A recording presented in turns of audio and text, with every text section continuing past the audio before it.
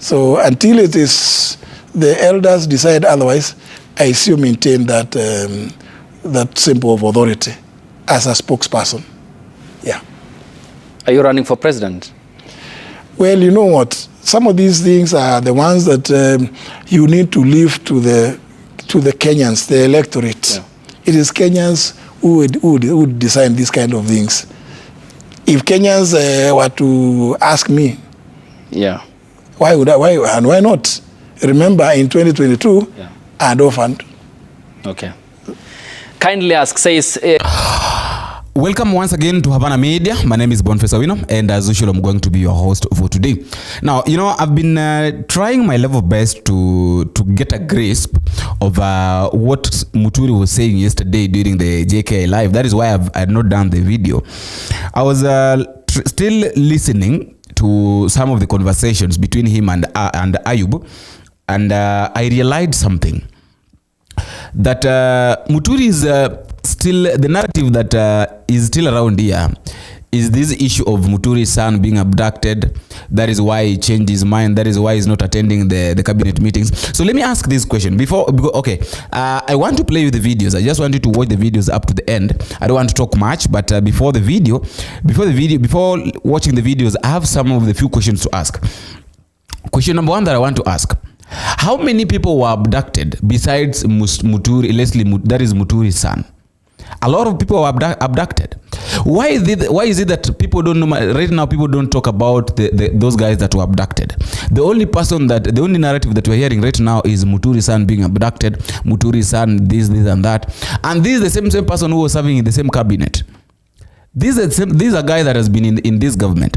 So right now, simply because something happened to his family, he feels like he needs to fight this government. I'm not against what Muturi is doing, but you know, sometimes we also need to wake up and ask ourselves a lot of questions. That while these people were in government, they were really enjoying, and they could not even bother with us Kenyans the way we were feeling. But right now they are out of the same government that they were supporting. Now they're seeing that this government is wrong. Now let us take a look at Rigathi Gachagua. During the time that Rigathi Gachagua was the deputy president, Rigathi Gachagua was so that this government was good. In fact, there was no government that was better than this.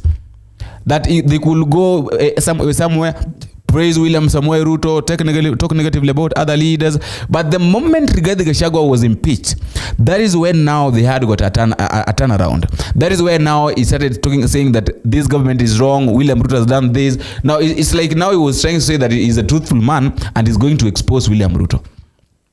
Why didn't he expose him while he was still in government? Those are the kind of questions that we need to ask ourselves. That these politicians, wherever they are enjoying, they don't care about others.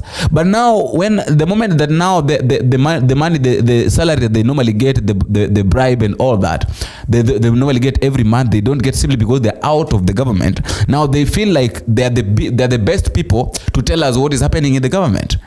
I don't think if that is right, by the way. And one thing I can say is that I think it's high time we Kenyans know the game. It's high time we know and I think right now everybody knows the game. That is their game. Everybody knows the kind of game that these guys are playing. That whenever they are enjoying, everything is okay. But now when they are not enjoying, they feel like they need to tell us, people who don't even know about what is happening, so that to know what is happening. And you know, the more they tell us what is happening, people become very furious. Muturi is talking about his resignation. He's saying that he cannot resign because he fought for this government, this coalition.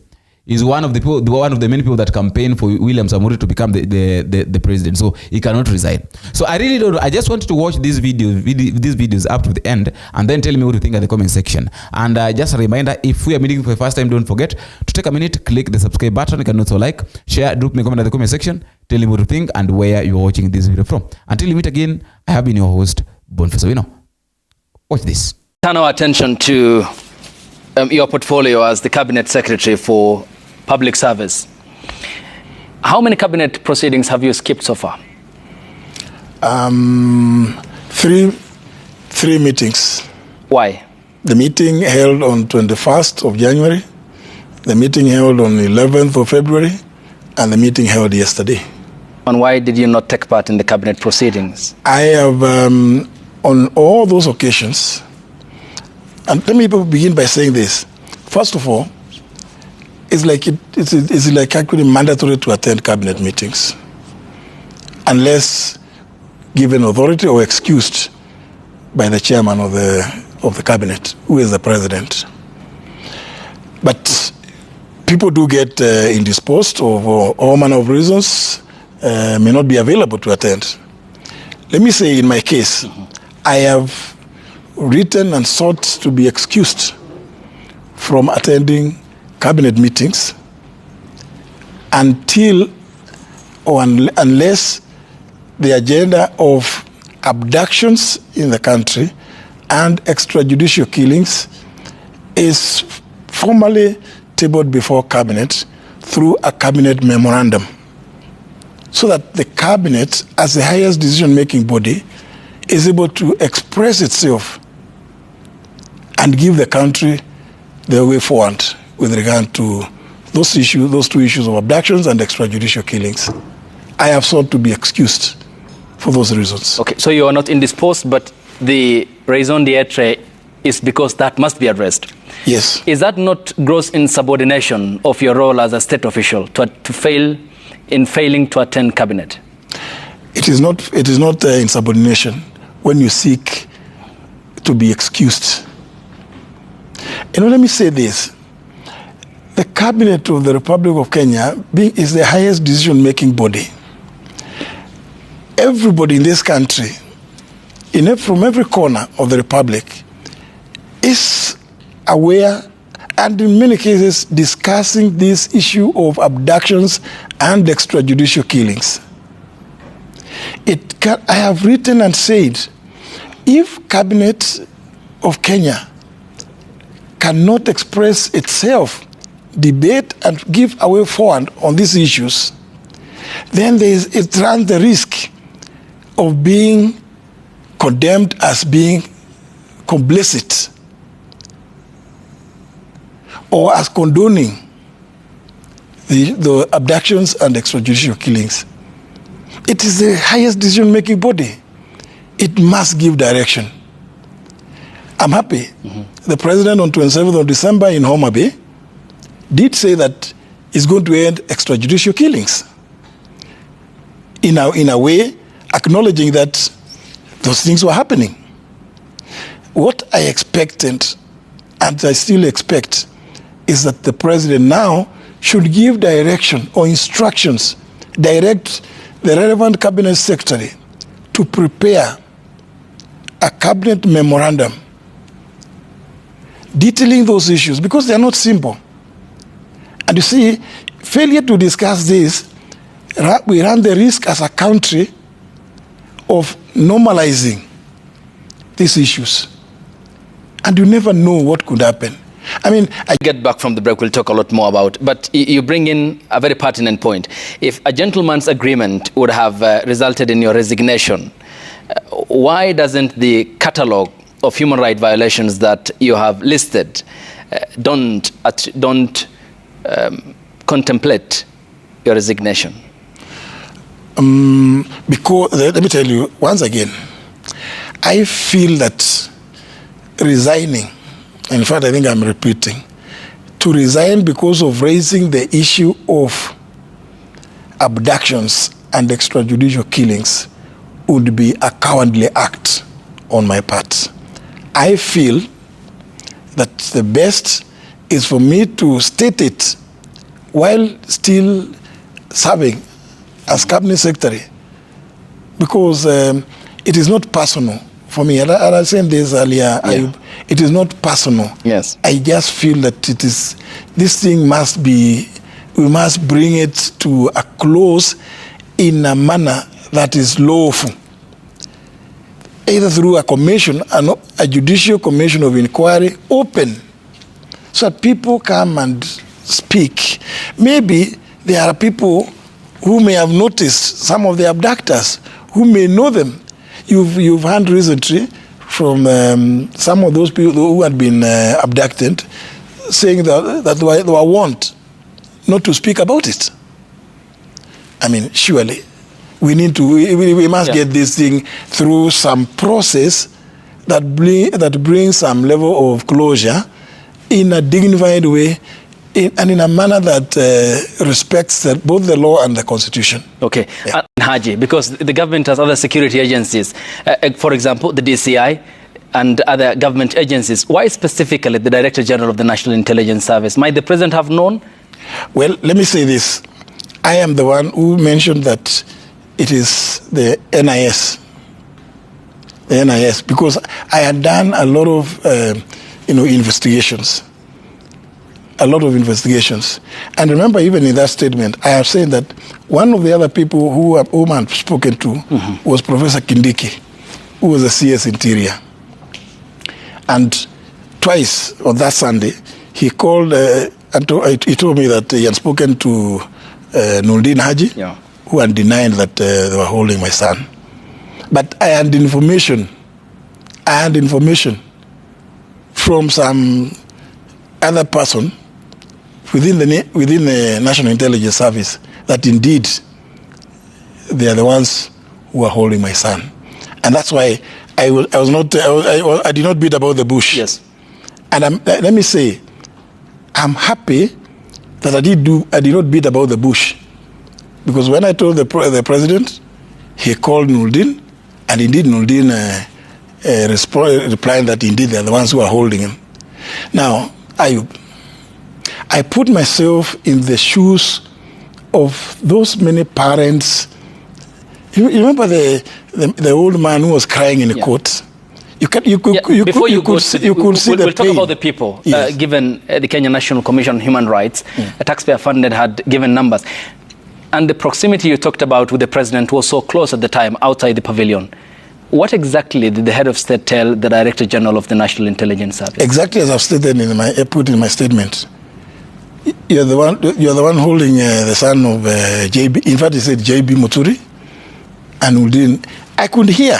Was it in form of a question? Are you holding or you are holding? Actually, it was like you are holding the son of Justin Muturi, JB Muturi. That's what he said.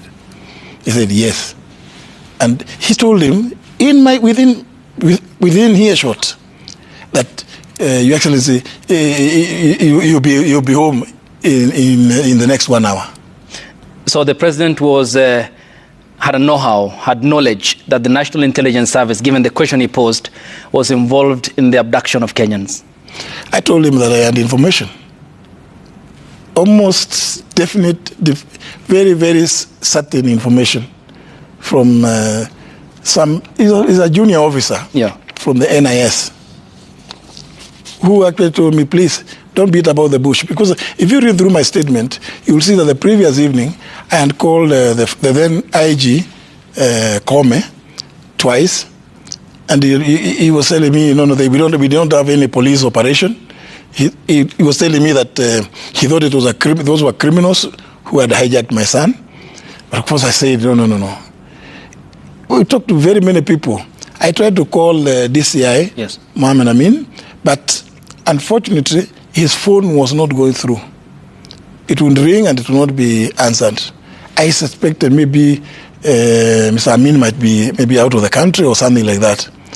Much later that same night, I was given the number of his deputy, James Onyango. If you read my statement, it has all that information. So by the time now in the morning, and even within the night, that's why I called people like Said Kiprotich Mohammed of ATPU, because there is information that was coming through. But I was calling him to ask him, because the vehicle which was involved in that thing, as shown in the CCTV footage, and thank you to this station, because I got the footage from this station, showed the kind of vehicle. And everybody else that I was talking to was telling me those are the vehicles used by the ATPU. This Prando hard body. And from where it came, the CCTV footage showed it was coming from, near this, there's a place I think around here called Alfajiri. Yes, just across the road. Across the road. So everybody who where I showed the photographs. No, don't worry. But we know those must be. That's how I got to start looking for Kiprotich. But when I finally spoke to him in the morning on Sunday, he also denied. Notwithstanding the information I had from several sources. Yes. But let me tell you this, Ayub. As a trained lawyer, I could not put hearsay in my statement. I could not put hearsay, what was being told by other people, because I cannot prove those kind of things. So that's why in my statement, I put in only facts which would constitute evidence. Okay. In a court of law. Let's come back to lesson. Says, standing outside the pavilion, I heard the president ask Nurdin Haji, the Director General of the National Intelligence Service, if he was holding my son. Nurdin confirmed that indeed he was holding my son, and the president instructed him to release Leslie immediately. In fact, you say the president had joked, why would anyone arrest a young person over the Gen Z demonstrations? Give us a recap of how you reached out to the president, and what then happens to the families who you had seen at Nairobi Funeral Home who have no such a privileged access? You know, first of all, that portion of standing outside the pavilion, I've seen it being misinterpreted by some people. Let me just make it absolutely clear. Yes. It is not just me. It is the president and I standing next to one another, next to each other. Because we were joking, we were laughing when I told him the story. And that's why he also jokingly said, well, surely, why would anybody arrest somebody in connection with the Gen Z demonstrations? And he gave me the examples of various leaders, including the gentleman who had just walked away, Mwangi Kiunjuri. He told me some relative of the head of public service. He told me a son of the former regional commander, Bungei.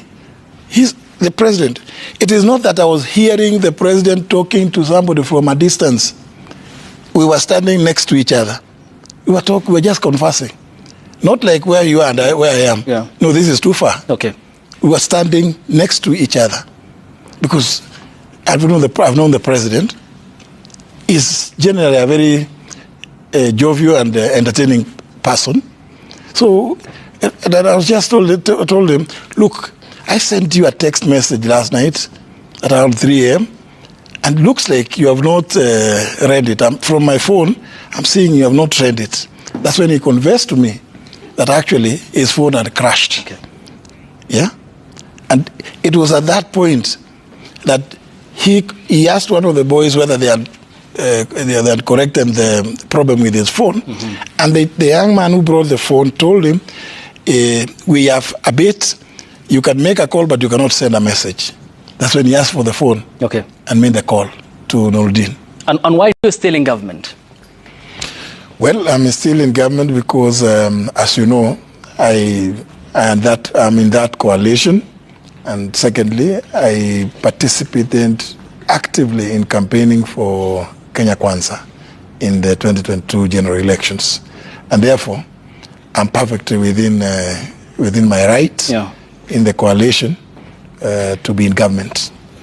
Headed to the UN headquarters, you are the Attorney General. Indeed. The President's chief legal advisor. Absolutely. And these things have not stopped yet. No stoppage to these abductions, extrajudicial killings. Why then just offer your resignation? You know, I consider it morally wrong for me to resign. Yeah? Because I am speaking about constitutionalism. I am speaking against what we, as Kenya Kwanza, when we campaigned, promised Kenyans would never happen at our watch. And therefore, resignation for me would be an act of cowardice. Yeah. People wonder, what kind of person is this one who sees a problem, doesn't speak about it, and merely walks away? It will look very cowardly on my part. And I think for the young people of this republic, I would be letting them down by resigning. Okay, and you come back to the pre-election agreement that you had, and we'll be getting back to the statement your party actually issued. When you were getting into this agreement, you knew the persona of the then Deputy President, Dr. William Ruto. I mean, there are a lot of inconsistencies in what he said and what he is doing at this time, including his union with the ODM party.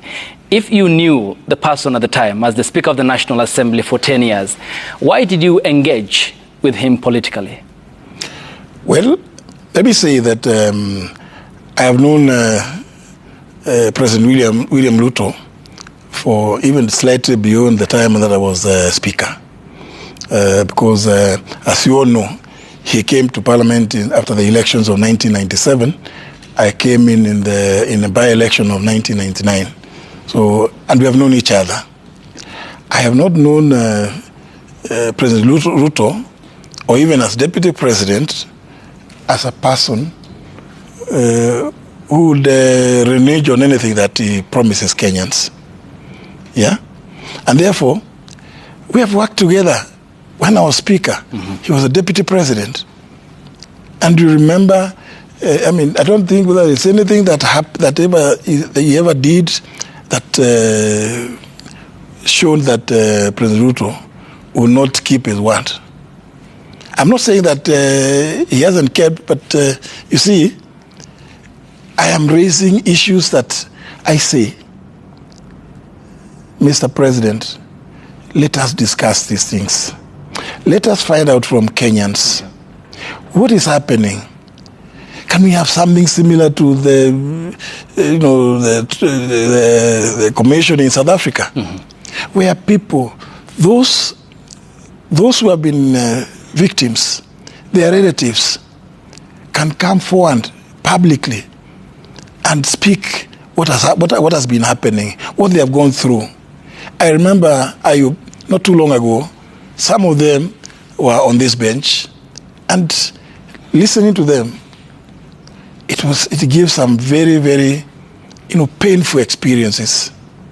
And I think it would be a good thing if the country could agree to have an open inquiry. And I'm not saying that that's the only way, but that's my proposal. I have said it before. Remember in my statement at Serena? Yes. That this is my proposal. Okay. I have not received any counter proposal from any quarter. And therefore, it's only fair that I continue talking about this and saying, look, we cannot allow the country to move in this direction. I said it's not good for the country. We cannot be killing our youth. Because the youth are the future of the country. Because we could be doing all manner of other things. Yeah. But Ayub, if we continue this way, we are going to create a lot of despondency in the country. Okay. And